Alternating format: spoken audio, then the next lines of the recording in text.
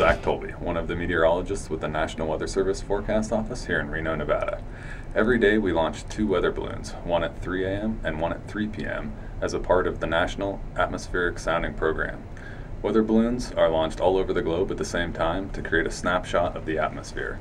The data that we obtain is used directly by our forecasters and used to create new weather forecast models. We're launching the balloon during a high wind warning where gusts up to 50 miles an hour are possible.